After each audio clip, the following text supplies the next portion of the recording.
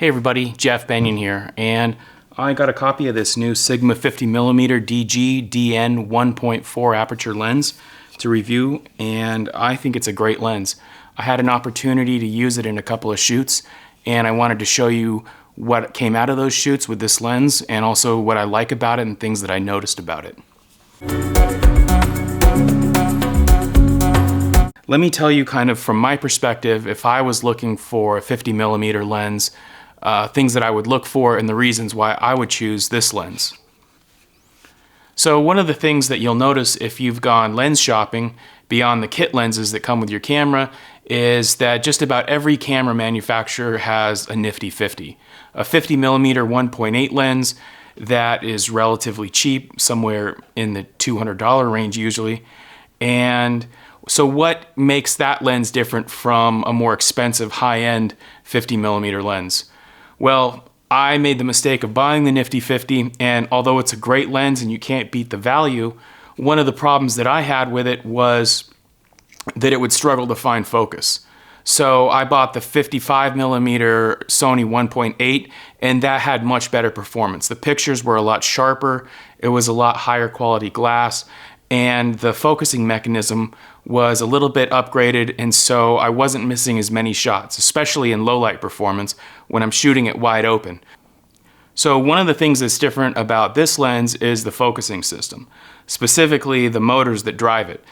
This has got a high response linear actuator, HLA is the acronym, and that's a proprietary thing by Sigma. It's got the mechanism inside that moves the glass back and forth so it can focus. Now, the primary lens that I usually shoot with is a 35 1.8. When I'm not using my 35, I use the Sony 50 1.2 G Master. That is a fantastic lens.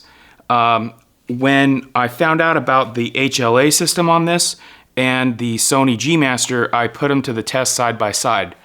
And if you mount this lens on your camera and you focus on something close and then you focus on something far, you don't feel it, you don't hear it moving back and forth. So I put the Sony G Master on, I focus on something close, I focus on something far, and you can feel the vibration in your hand, and you can hear the motors in there, the moving parts moving the lens. You don't have that with this lens. So this is the second lens to have that focusing system, and it really helps you get an edge when you're trying to find focus and helps you not miss those crucial moments. So in the material that I got from Sigma, they mentioned that this is it performs particularly well in low light situations with movement and with video, so I wanted to put that to the test. Now, when I shoot really quick. I shoot a lot of the in-between moments, so it's not so much pose, click, pose, click. I shoot really fast, and I shoot a lot of in-between moments when people are in between poses, kind of like candid images, you know? I also do a lot of work in low light, and I shoot a lot of video. My studio is mostly a constant light studio, so everything is lit by fake windows, constant lights, LEDs that I have all around these light bars behind me, and so I shoot a lot of video. I go back from stills to video, and because I'm not using strobes, I'm usually shooting wide open. And so for a lens to be able to catch focus when I'm using something that's not as bright as a strobe is really important to me.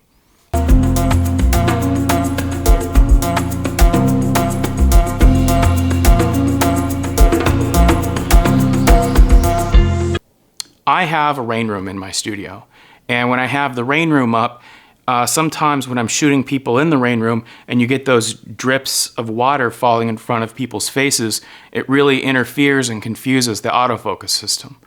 So I thought I'd put that to the test. I had a model reach out to me who wanted to be part of this video, and she suggested bringing some confetti into the studio, which if you're a studio owner, confetti is the thing that you hate, second only to glitter. But I thought it would be a good test for this lens. So I had her gather a bunch of confetti and throw it up, and to my surprise, it did a fantastic job of locking focus on the eye every shot, even though there were things falling in front of the model's face. The low light performance is also incredible. I shoot a lot of pictures with just candles, or like I said, low light situations where I'm shooting just silhouettes or kind of some low key images. And this did not have a problem finding focus on the closest eye and giving me really crisp pictures, even when I'm shooting wide open, which I did when I shot a lot of these really low key and really dark images. The focus on the face was fantastic. I wanted to also test the video features. Like I said, I do a lot of video in my studio and I switch back and forth from stills to video. So I wanted to see how well it would be able to lock onto a subject while they were moving and while things were moving in the frame too, like their hair or when the subjects are walking back and forth. I found that this lens did a terrific job of locking in focus. I also tested this lens out on some seamless paper with some strobes, and I wanted to see how crisp I could get those pictures when I'm shooting at a narrow aperture, like f8 or f11. The sharpness on the subject and the locking on the eye closest to the camera was on par with any other lens that I've used. Overall, I think this is a fantastic lens, and if I was in the market for a 50mm range lens, I would definitely be thinking about this one.